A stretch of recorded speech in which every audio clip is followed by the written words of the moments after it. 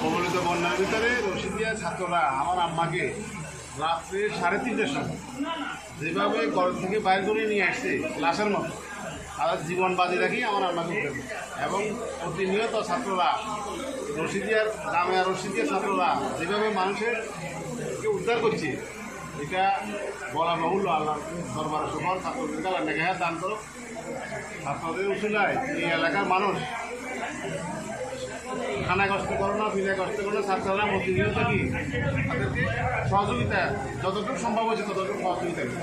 এখানে প্রায় 5,500-6,000 লোক আছে, তদারকি ওরাই করছে সব কিছু, এখনও করছে।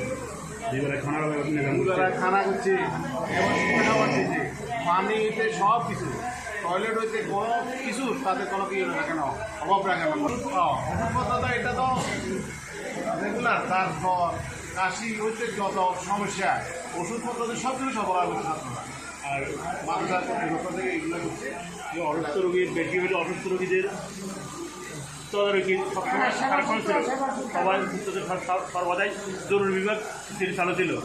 আর যারা অসুস্থ রোগী ছিল তাদেরকে হেলিকপ্টার করে নেওয়ার প্রতিদিন ছিল। এখান থেকে নিয়ে তারা ঢাকাতে, চট্টগ্রামে সবসময় তদারকি করছে। হেলিকপ্টার অনর্গল ছিল আমাদের এখানে। এর ভিতরে আমরা রাজনীতি করে সহযোগিতা পাইনি, রাজনীতির ভিতরে আমরা সহযোগিতা পাইনি। আর এখানে তো কোনো এক্সপার্ট তো হচ্ছে না, যা আছে সব তো বিলি করে দিতে পারছে। আর এখানে যারা মাদ্রাসার সহবিলি তারা আসতেছে সম্পূর্ণ এলাকাবাসীদেরকে তাদেরকে করতেছে, বিলি করে দিতেছে। এবং যাদের বাড়িতে পানি উঠছে তাদেরকে তাদের উপরে দিয়ে এসতেছে, সব দিকে দিয়ে এসতেছে। স্পিড বোট দিয়ে 70% গেছে। সবাই বাড়ি ভোট করছি, সবাই বাড়ি যাদের একটু সমস্যা তাদেরকে এখানে নিয়ে এসে, যারা থাকার মতো ব্যবস্থা তাদেরকে সেখানে খাওয়া নিয়ে এসে